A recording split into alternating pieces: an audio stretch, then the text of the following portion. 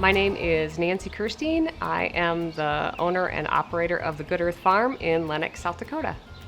Here at the Good Earth Farm, we grow our pizza ingredients. We grow ingredients for our wood-fired salsa. We host private events. We host weddings. In the fall, we'll have our pumpkin patch, so we'll have a you-pick pumpkin patch. We do also house our Good Earth Farm animal sanctuaries. So we have about 25 different farm animals that live out here that are rescues that people can also engage with. Animals are expensive, so we had to create a nonprofit in order to support that. So that nonprofit lives here under our Good Earth Farm umbrella. It's just a real nice opportunity for people to experience what farm life is like. We've been here for 15 years. We moved out here in 2011. My husband and I have both recently quit our jobs, and we're looking for kind of a change of pace. And we had spent the previous year living abroad and spent a lot of time outside, and we're eating from like the local markets, and so we were eating a lot of fresh produce, and we noticed that we felt better because we were eating better.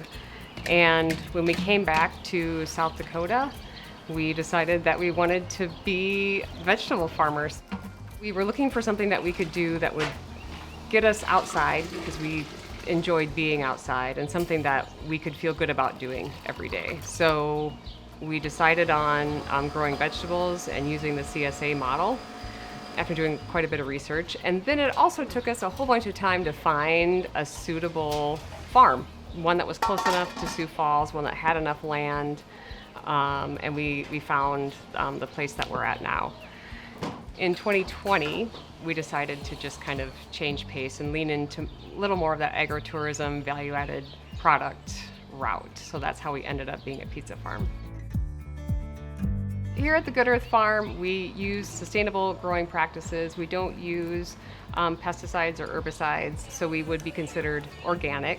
We weed by hand. We've got a lot of hand tools. We do have some mechanical advantage, which me and the employees appreciate when we're tending to the gardens. And the vegetables that we source from people to supplement our salsa and our pizza are also sustainably grown. So no pesticides, no herbicides that people find detrimental. I became a South Dakota specialty producer member because farming is really isolating, and everybody's looking for camaraderie in the good times and the bad times, and we're looking for advice and a support system. And there aren't that many of those for local growers. So the South Dakota specialty producers provide that. They provide training. They give you insight into different grants. They try to keep you informed and involved in the local food movement. A few years back, I attended the South Dakota Specialty Producers annual meeting, and there I was able to connect with other growers. We were able to kind of talk about and strategize the ways to promote local produce and local growers within the state of South Dakota. And it was also a great connection to the grant opportunities that are out there. The Value Added Producers Grant is a wonderful program. And there are also just other educational things that were available at that conference. Things about, market gardening, growing techniques, no-till, just what other farmers are doing to help promote their business and to make things easier for all of us. I think anytime that local growers get together, we learn something from each other. We learn what's working for others, which may or may not be applicable to our own operation, but it's something that you can learn from.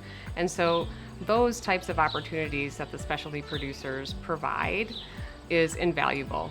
So I can learn about different techniques that people are using, different vegetables that people are growing that might be interesting to put on our pizzas, or where I can find those ingredients to put on our pizzas. It's all about networking and being part of that community.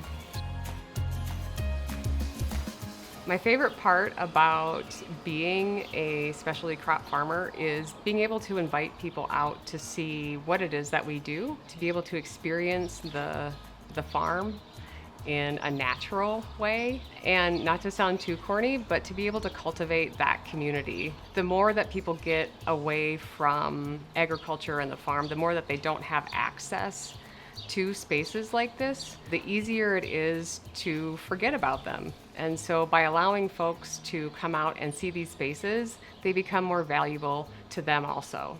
And that's my favorite part about doing this.